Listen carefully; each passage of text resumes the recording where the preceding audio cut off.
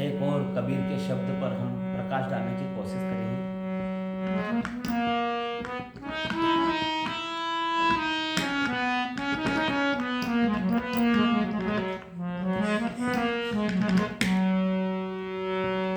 और प्रकाश का अर्थ होता है उजाला। उजाला या उसको समझने की, इस आत्मा से उस चीज को समझने की कोशिश करना।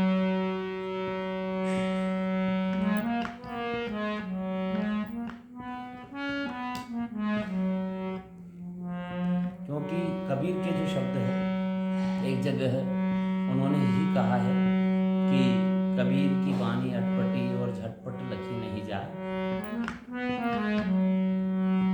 और जो नर झटपट लखी लेवे उसकी खटपट ही मिट जाए। खटपट का अर्थ है कि उसको जो समझ नहीं आ रही है, और जो उनकी बातों को जिन्होंने समझ लिया तो वह ना समझ नहीं रहेगी बातें, वो समझ में आएंगी, मगर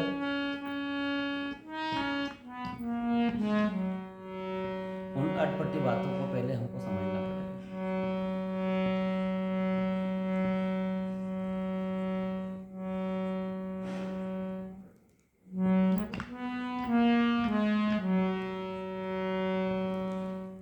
और ना समझ की बातें इसलिए आती है क्योंकि हमको ऐसा कोई गुरु नहीं मिलता, ऐसा समझाने वाला नहीं मिलता।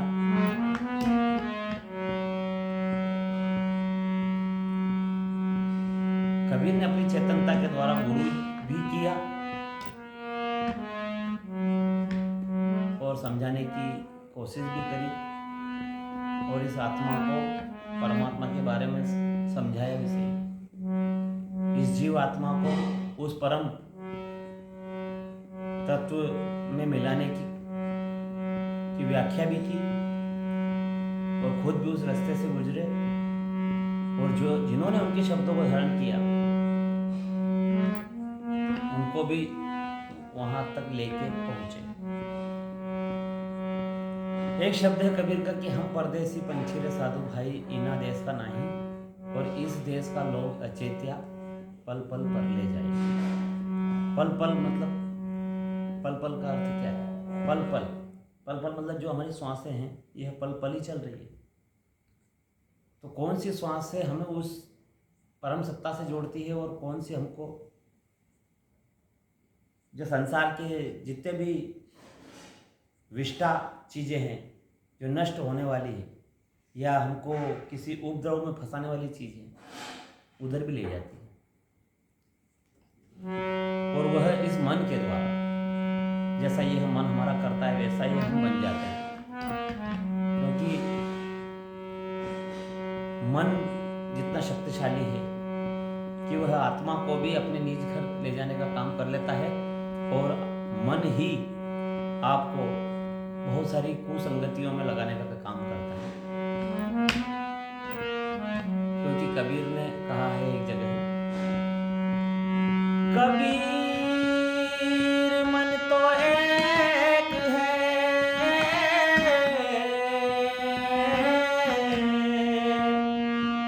और भावे जहां लगाओ, या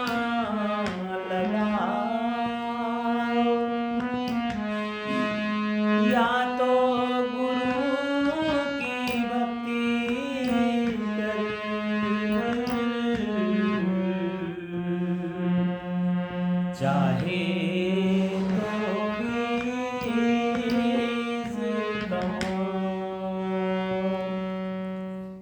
कबीर मन तो एक है, और भावे जहाँ लगाओ, या तो गुरु की भक्ति करो, और चाहे तो विष करो। चाहे आप विषय वासना में भी जा सकते हो, और गुरु की भक्ति में भी आप पहुंच सकते हो इसी मन के द्वारा। तो इसीलिए तो संतों ने कहा है कि मन को किस विधि और किस प्रकार से मनाना पड़ता है, या किस चीज से वह सुधरेगा। तो एक शब्द और गहरा है,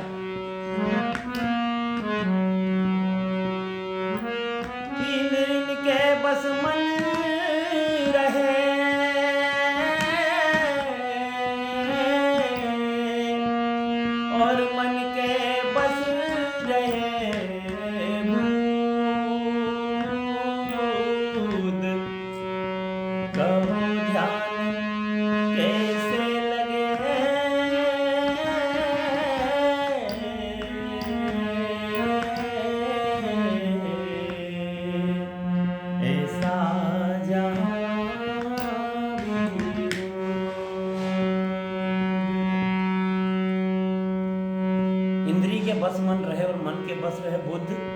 कहो ध्यान कैसे लगे ऐसा जहाँ विरुद्ध। इस मन जैसा विरोधी जब तक शरीर के अंदर है, जब तक आपका न तो कुछ काम बनने देगा और अलग अलग वास्तव में भटकाता रहता है। तो ये संतों की वाणी कह रही है, जिनको हमको समझने की जरूरत है। स्वामी जी महाराज ने भी एक जगह समझाया है, वह भी एक महान संत हो गए। धुन सुनकर मन समझाई,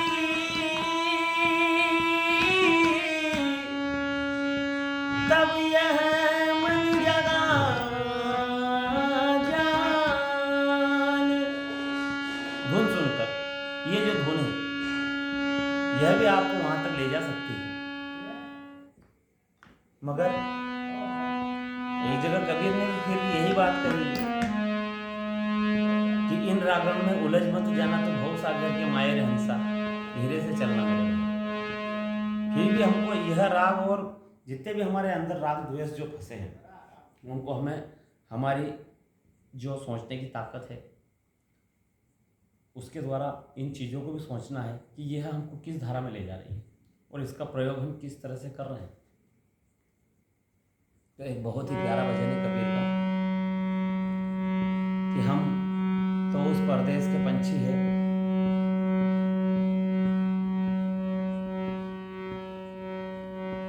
इना देश का नहीं है। या इसको इस तरह से भी कह सकते हैं, कबीर समझा सकते हैं कि हम हमारी सोच के आदी हैं और दूसरों की सोच के आदी नहीं। और दूसरों की सोच के जो आदी रहेंगे वह अचेता मतलब ना समझ व्यक्ति रहता है, जब तक खुद के आत्मज्ञान का वो प्रयोग नहीं करता। तो कबीर ने तो उनके शब्दों के द्वारा इशारा क्या है उसको समझाने की कोशिश करी, लेकिन हम सिर्फ गाने में ही रह जाते हैं। तो हमको पहले समझना है, फिर उस शब्द को जानना है और फिर उसी के आधार पर हमको बहना है। तो कबीर का यह एक प्यारा सा भजन मैं आपको सुना रहा हूँ, इसका अर्थ भी मैं आपको बताऊंगा।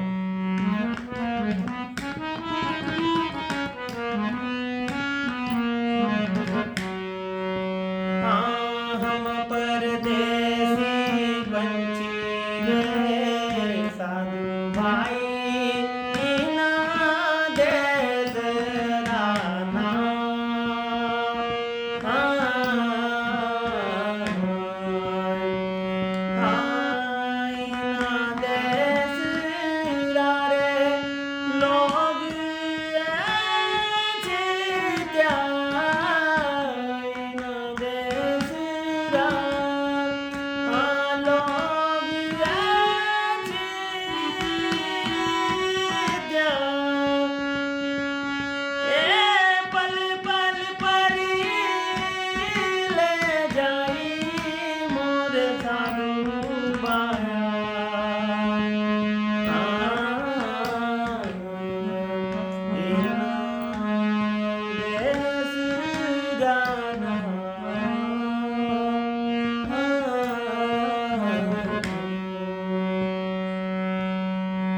हम परदेसी पंछी रे साधु भाई, इना देश का नाही, इना देश का लोग अचेत्या और पल पल पर ले जाए।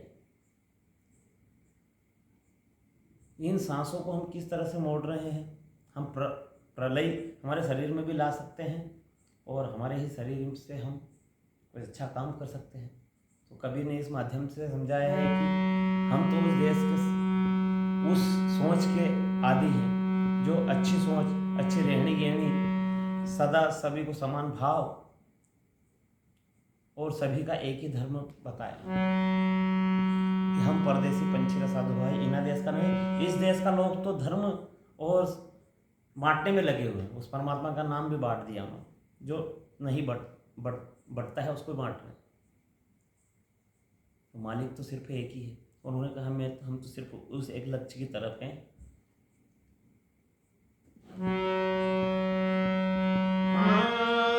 बिना मुख बोलना, बिना पग चलना, बिना पंखों से उड़ जाए,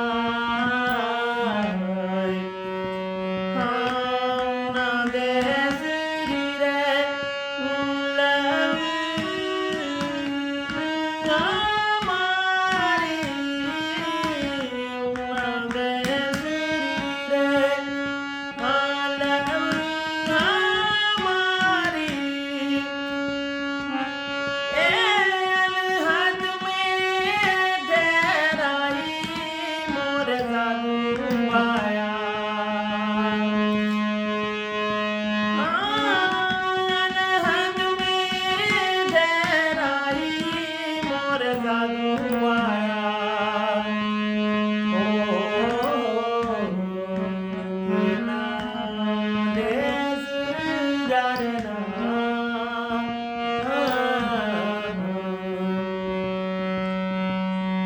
हाँ छाया में बैठूं तो अग्नि सी लागे रे लागे धूप अधिक शीतला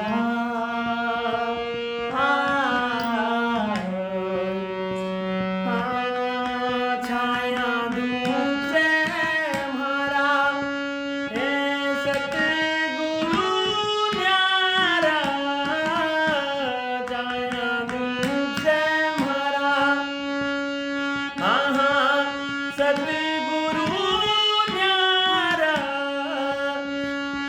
ये हम सतगुरु के माई मोर साधु माया हम सतगुरु के रे माई मोर साधु माया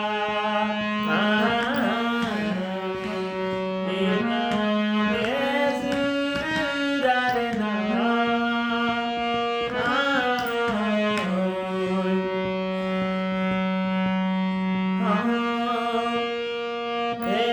शीश में शरीर हमारा पूरा गुरु अमर करा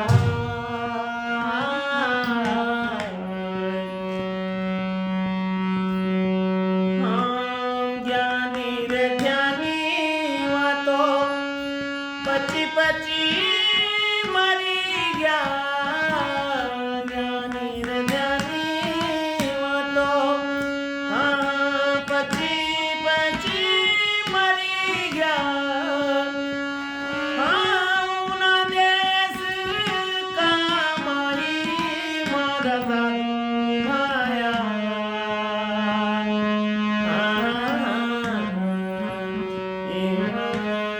देश करना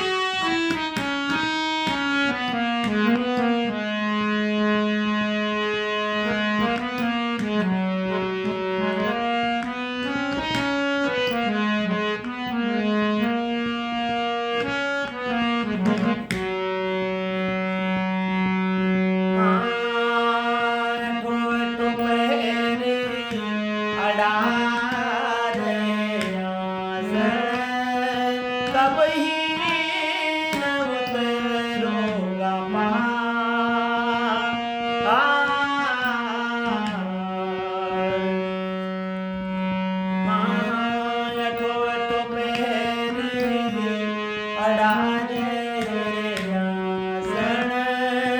कब ही नवत रोगा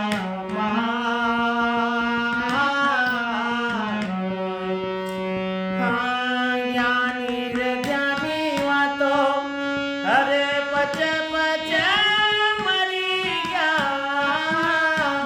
ज्ञानी रे ज्ञानी वा ओहो पची पची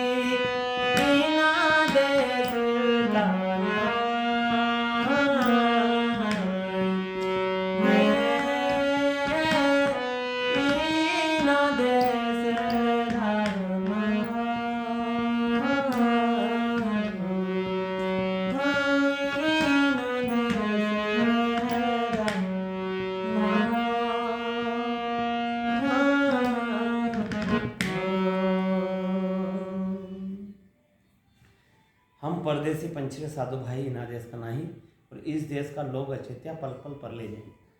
इसका अर्थ हुआ कि इस दुनिया के मुताबिक अगर आप चलते हो तो यह आपको परलय या ओछी सोच या आपका कुछ भी जो आपकी जो अंदरूनी ताकत है वही काम करती है। बाकी आप नरक, प्रलय या आपकी सोच को बदलने का काम दूसरे लोग कर सकते हैं, ऐसा कबीर कह रहे हैं इस भजन के माध्यम से। इसका गूढ़ रहस्य यही है। फिर वह कहते हैं कि बिना मुख बोलना और बिना पगों से चलना और बिना पंखों से उड़ जाए। अब उस सोच को समझने के लिए हमको किसी पंख की ज़रूरत नहीं है, कोई पाँव से चलने की ज़रूरत नहीं है, और उस सोच और उस सूक्ष्म तत्वों को पाने के लिए जहाँ से हम सोचते हैं या विचारते हैं या हम जी रहे हैं या कुछ भी कर रहे हैं, जो हमारी सोचने की ताकत है, वहाँ पर ही इन चीज़ों को जाके हमको ठहराना है कि हम कौन से विचार, कौन से दूसरे के प्रति दृष्टि या कैसी सोच रखते हैं। उन्होंने कहा हम इसलिए संसार के लोगों के जैसा नहीं है, हम उस तरह की बात करते हैं। कबीर ने कहा है उस तरफ यह इशारा है। फिर वह कहते हैं कि छाया में बैठो तो अग्नि से लागे और धूप अधिक शीतलाई, छाया धूप से महाराज सदगुरु न्यारा और हम सदगुरु कमाए। इसको इस तरह से भी कह सकते हो आप कि संसार में बहुत सारे लोग उदाहरण पेश करने की बातें करते हैं या बहुत सारे तरीके से समझाने की कोशिश करते हैं, पर उन्होंने कहा कि इन सब चीज़ों से मेरी जो बात है या मेरी समझ है वो सबसे परे है। मैंने उस चीज़ को इस जगह ठहराई है जो मेरी समझ में आ सके, और जो मैं पाना चाहता हूँ उस चीज़ को मैं पा सकूँ उस सोच के द्वारा। यह कबीर ने समझाने की कोशिश करी इन छाया और धूप के जरिए कि छाया में बैठो तो अग्नि से लागे। मैं किसी ज्ञानी और गुणवान व्यक्ति के पास में देखता हूँ तो उनको ज्ञानी और ये बातें मुझे मिलती है, और किसी नीच व्यक्ति के पास में मैं बैठता हूँ या ओछी सोच के पास में बैठता हूँ तो मुझे वो मिलती है। तो उन्होंने कहा कि मुझे इन दोनों सोचों से मतलब नहीं है, मैं तो इन चीज़ों से ऊपर की बात जो मेरी समझ में आ रही है मैं उस चीज़ की बात करता हूँ। कबीर ने कहा छाया धूप से मेरा सदगुरु आ रहा है और मैं सदगुरु के मैं अपनी बातों में मैं खुद हूँ, मैं ही उनको निकालने वाला हूँ और मैं ही बोलने वाला हूँ और मैं ही समझने वाला हूँ। तो ऐसी स्थिति कबीर ने ये बयान की। फिर उन्होंने कहा कि अठो अठो पहर अड़ा रहे असनो कभी भी न उतरोगे पार, और ज्ञानी और ध्यानी वहाँ पच पच मर गया उन्हें देश कमाई। बहुत सारे लोग बिना बोले किसी चीज़ को समझाने की कोशिश करते हैं। बहुत सारे कहते हैं कि समझदार को इशारा काफ़ी है, और एक जगह पर यह भी कह दिया है कि न अति का बोलना और न अति की चूप, और न अति का बरसना और न अति की धूप। समानता जब तक हम हमारे शरीर के अंदर हमारी सोच में या किसी भी चीज़ में समानता नहीं बनाएंगे तब तक हम उस चीज़ को नहीं समझ सकते। क्यों? क्योंकि भाव सम नहीं है। चाहे हम ज्ञान की बड़ी बड़ी बातें करें और ध्यान में हम 24 घंटे लगे रहें, तो इन चीज़ों से वाडंबर बहुत सारे करता है आदमी, तो उस वाडंबर से कोई चीज़ वो उस असली चीज़ से बहुत दूर है ये वाडंबर चीज़। फिर उन्होंने कहा कि नक्शिश नैन शरीर हमारा पूरा गुरु अमर का है। ये सोच हमको कोई बिरला गुरु ही दे सकता है, क्योंकि इसमें सोचने की या कुछ भी करने की ताकत नहीं शरीर में। जब तक गुरु नहीं है, जब तक हमको कोई मार्गदर्शन बताने वाला नहीं है, या हम मार्गदर्शन हम हमारा खुद ही करना है हमको, ये कबीर कहते हैं। तो जब तक हमारा खुद हम मार्गदर्शन नहीं करेंगे आपको कैसे कोई समझा सकता है? आपकी समझ अगर से कोई चीज़ परे है तो आप कैसे समझ सकते हो उसको? आप फेल हो जाओ। तो इसीलिए उन्होंने कहा कि नक्शे से सेण नैन शरीर हमारा पूरा गुरु अमर कराए। कोई पूरा ऐसा मिल गया भेद बताने वाला जो हम उस चीज़ को समझ के हम अपने अंतर में शांति प्रदान कर लें और उन चीज़ों को समझें और उस चीज़ से जुड़ें। पूरा गुरु अमर कराए, ये बात शब्द है। और फिर उन्होंने कहा कि मन और पवन दोनों ने पहुँचा। हमारी जो मन से जो हम कल्पनाएं करते हैं बहुत सारी है, क्योंकि मन की कल्पना तो बहुत सारी हो सकती है। मन और पवन मतलब हमारी सांस, श्वास भी हमारी कभी कभी हमको अड़चन पैदा कर सकती है, जब तक कि उस ताकत तक जब तक ये श्वासें हमारी नहीं जाएगी, या हमारी सोच की इन श्वासों के द्वारा जब तक हमको गहराई नहीं मिलती, हमारे इस मन के द्वारा हमारे अंदर शरीर के अंदर प्रदान नहीं होती, तब तक हम कुछ नहीं समझ सकते। तो इसलिए उन्होंने कहा कि मन पवन दोनों नहीं पहुँचे, उना देश कमाई, साधु भाई हम इना देश का नहीं, क्योंकि इस देश का तो लोग अचेत्य है और पर पल पर ले जाए। ये तो हमको गलत रास्ते से भटका सकते हैं। जब तक हमारा आत्मज्ञान नहीं होगा, जब तक हमको दूसरा भटका सकता है, आपका गुरु भी आपको भटका सकता है। इसलिए उन्होंने अपने खुद के ज्ञान की बात कही और अपने खुद के पवन की बात कही कि इनको शोधो। कोई दूसरे की पवन से आप आपकी पवन को नहीं सोच सकते। इस चीज़ को जब तक आप जान लो तो बहुत ही अच्छी बात है। फिर वह कहते हैं कि निर्गुण रूपी है मेरे दाता, सिरगुण नाम धराई, और कहे कबीर मिलो निर्गुण से तो अजर अमर हो जाए। फिर वहाँ पर कोई सोच नहीं रह जाती। किसी में अगर हमको गुण और गुण अवगुण कुछ भी नहीं देखना है, फिर वहाँ पे क्या देखना है? हमको तो हर चीज़ में उस परमात्मा का वास देखना है। निर्गुण रूपी है मेरे दाता, वो परमात्मा आपको कभी नज़र नहीं आएगा मगर है। ऐसी सोच अगर आपने बना ली कि वो है, सिरगुण नाम धराई, हमको ये मंदिर मस्जिद में हम पढ़े हुए हैं या हम भटक रहे हैं या इनके द्वारा हमको क्या प्राप्त हो रहा है, जब तक हम हमारे खुद के अंदर नहीं जाते। इसलिए उन्होंने कहा कि निर्गुण रूपी है मेरे दाता और सिरगुण नाम धराई, कहे कबीर मिलो निर्गुण से। तो वहाँ पर फिर आपको किसी को समझाने की ज़रूरत नहीं है। हमारा ज्ञान हम खुद समझ जाएंगे, उस मालिक को हम पहचान जाएंगे और उसी के आधार पर हम हमारे कर्म करेंगे। तो आज का ये शब्द था, और इस शब्द में अगर कोई त्रुटि हुई तो मैं आपसे क्षमा प्रार्थी हूँ। बहुत बहुत धन्यवाद। मेरा ये 20-25 मिनट का जो भी वीडियो मैंने तैयार किया इसको सुनने के लिए। राधा स्वामी, धन्यवाद।